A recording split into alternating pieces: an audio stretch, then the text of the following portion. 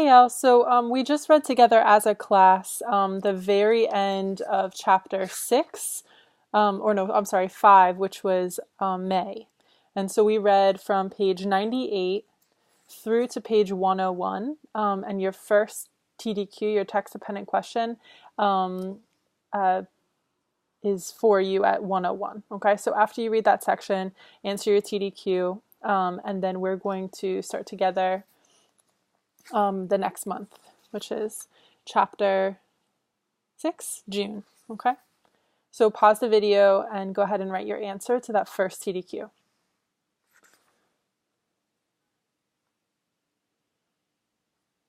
Okay.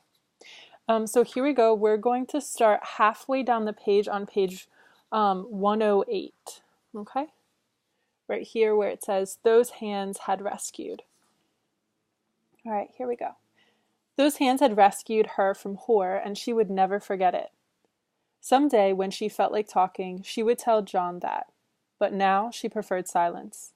There were many things she needed to work out in her mind, and she could not find the words to express the feelings seething inside her since she left the ranch. She was badly shaken. The first few days, she didn't even want to leave her room. Her food was brought to her there by Katie, a 70-year-old North American woman, who, besides being in charge of the kitchen, also took care of Alex, the doctor's little boy, whose mother had died when he was born.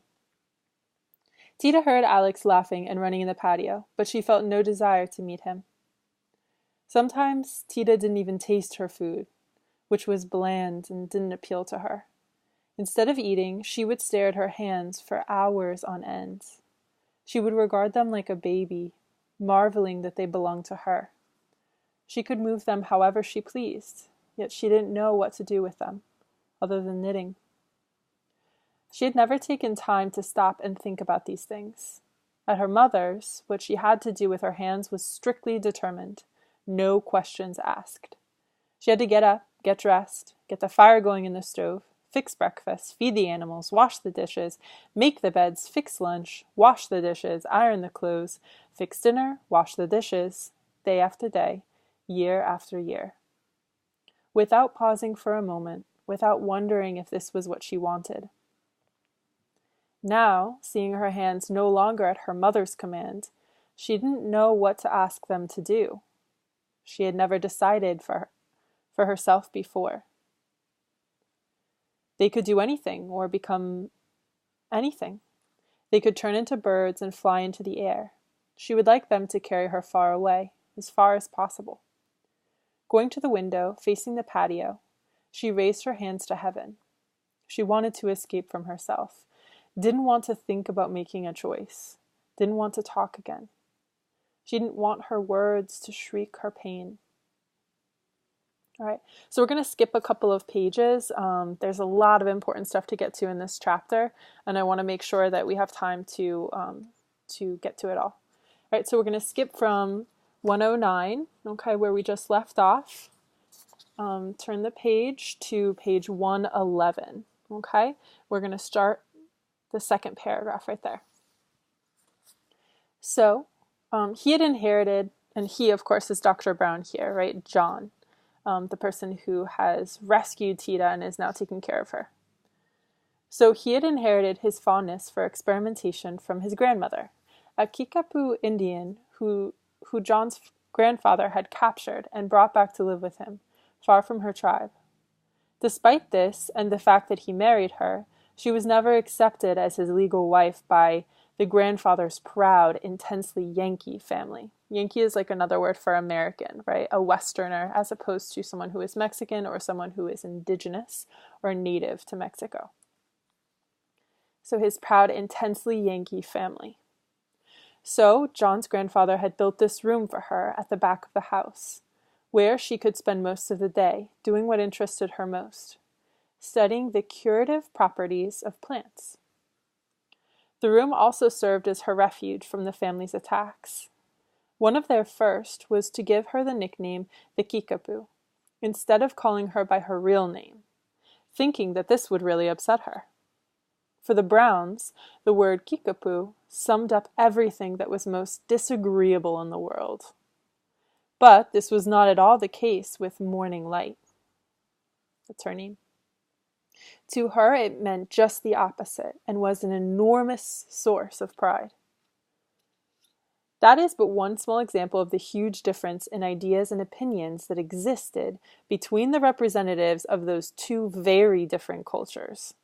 A gulf that made it impossible for the Browns, who are white Americans, to feel any desire to learn about the customs and traditions of Morning Light, who is indigenous. She's an Indian native to Mexico. So here's your first this is your second TDQ. We're at the bottom of page 111. Okay, so pause the video and go ahead and answer that question. Okay, we have just 2 more pages here. All right. So we're at the top of page 112 now. Okay, years passed. Years passed before they began to discover a bit of the culture of the Kickapoo. When John's great-grandfather, Peter, was very sick with a lung disease, his face was constantly purple from his fits of coughing. He wasn't getting enough air. His wife, Mary, knew something about medicine, since her father was a doctor. She knew that in cases like his, the body of the sick person is producing too many red blood cells. So it is advisable to perform a bleeding to counter this imbalance and prevent this excess of blood cells from causing an infarction or thrombosis, either of which can sometimes cause the death of the patient. So John's great-grandmother, Mary, started preparing some leeches for bleeding her husband. As she worked, she felt quite proud of herself for being up to date with the best scientific knowledge, which allowed her to protect her family's health using an appropriate modern method, not like the Kickapoo and her herbs. The leeches were placed inside a glass containing a half a finger of water and left there for an hour. The part of the body to which they will be applied is washed with lukewarm sugar water. Meanwhile, the leeches are placed in a clean handkerchief, which is folded over them.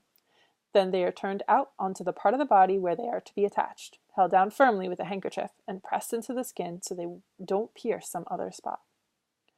To continue the bloodletting after the leeches have been removed, it helps to rub the skin with warm water. To control the bleeding and close the wounds, cover them with a cloth or poplar bark, and then apply a poultice of breadcrumbs and milk, which is removed when the wounds have formed scabs. Oh my goodness. All right. Mary followed all this to the letter. Top of 113 now.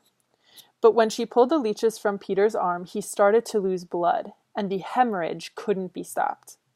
When the Kickapoo heard the desperate screams coming from the house, she ran to see what was happening. As soon as she went to the sick man and placed one of her hands on his wounds, the bleeding stopped. His family was absolutely astounded. When she asked if they would please leave her alone with the sick man. Then she asked if they would please leave her alone with the sick man. After what they had just seen, no one dared say no. She spent the entire afternoon at her father-in-law's bedside, singing strange melodies and applying curing herbs. Wreathed in the smoke of the copal and incense she burned. It was well into night before the bedroom door opened and she came out, a cloud of incense surrounding her.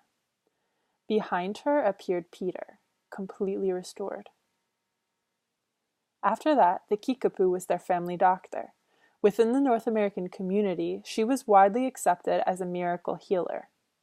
John's grandfather wanted to build a much larger room for her to carry on her investigations, but she didn't want one. In the whole house, she couldn't have a better place than her little laboratory. In her laboratory, John had passed most of his childhood and adolescence. He stopped visiting it when he entered the university, because the modern medical theories he was learning there were in strong opposition to his grandmother's theories, to everything he had learned from her.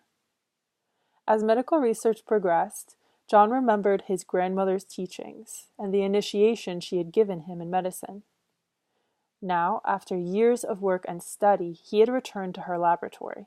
He was convinced that there were He was convinced that only there would he find the most advanced medicine. If he could scientifically prove all the miracle cures Morning Light had accomplished. Okay. So that's the end of our section, okay? Go ahead and answer your third TDQ at the bottom of your page, okay? All right. And don't forget, after you are done with your TDQs, you're going to go ahead and add a row to your tracker, okay?